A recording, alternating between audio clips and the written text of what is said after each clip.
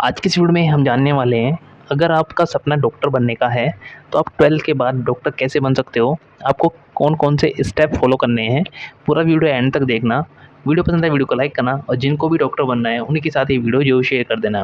तो देखो बच्चों, अगर आप डॉक्टर बनना चाहते हो तो आपको 11th में पीसीएम ना लेकर आपको पीसीबी लेना होगा। ठीक है, पीसीबी मैं क्यों बोल रहा हूँ, क्योंकि आपको बायो का सब्जेक्ट आपका अगर 11th-12th में आपने पढ़ रखा होगा तो आपको नीट जैसे एग्ज़ाम की तैयारी करने में काफ़ी हेल्प मिलने वाली है।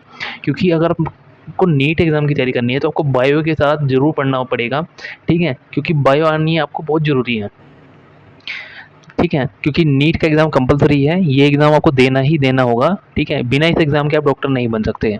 ठीक है, एक्चुअली में होता क्या है, नीट एग्ज़ाम की तैयारी जो है, एक्चुअली नीट है क्या? नीट एक नेशनल एलिजिबिलिटी एंट्रेंस टेस्ट है, जो डॉक्टर बनने के लिए अनिवार्य है, जिसको एनटीए कंडक्ट कराता है। ठीक है, कितने मार्क्स का ये एग्ज़ाम होता है वो भी हम बात करेंगे। ठीक है, तो देखो बच्चों, नीट का जो एग्ज़ाम होता है ये 720 मार्क्स का होता है।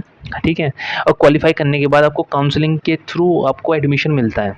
ठीक है, काउंसलिंग होती है इसमें और आपको फिर सीट अलॉट होती है। अगर आपको कॉलेज अच्छा मिल जाता है तो आप अगर एडमिशन ले लेते हो तो आपकी जो काउंसलिंग की फ़ीस ली जाती है वो यहाँ पर आपकी डिडक्ट हो जाती है। कुछ फ़ीस आपसे ली जाती है काउंसलिंग के दौरान। ठीक है, वो बात की बात है, पर लेकिन नीट एग्ज़ाम देना बहुत ही मैंडेटरी है, कंपल्सरी है, आपको देना ही देना है।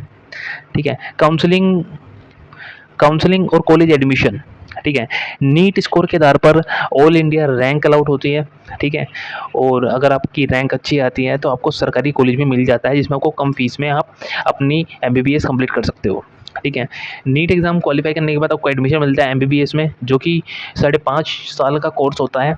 ठीक है, और इसमें आपको 4.5 वर्ष की थ्योरी होती है प्लस प्रैक्टिकल, और 1 साल की इंटर्नशिप होती है। यानी आपकी 5.5 यानी 5.5 साल का आपका कंप्लीट कोर्स रहने वाला है, जिसमें आपको 1 साल का इंटर्नशिप भी है।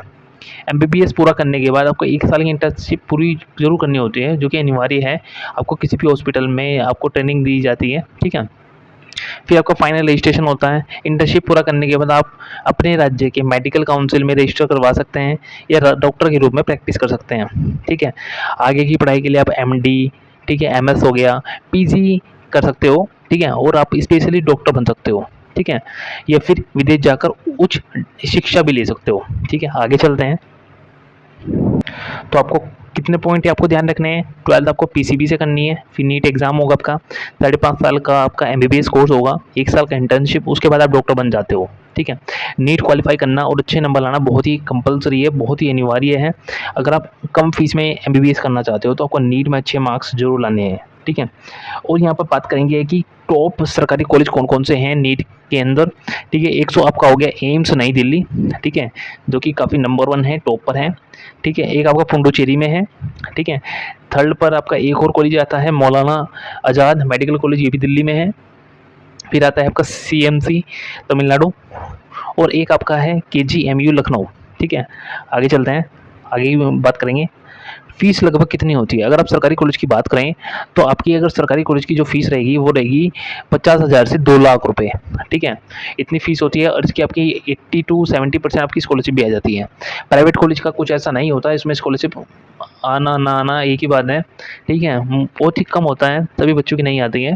प्राइवेट कॉलेज में फीस भी ज़्यादा होती है, 8 लाख से 20 लाख रुपये पर ईयर के हिसाब से। यानी मोटा मोटा आप खर्चा मान चल सकते हो, आपके 1 CR से ऊपर ही खर्च हो जाएंगे। ठीक है, डॉक्टर बनने के बाद करियर के क्या विकल्प हैं।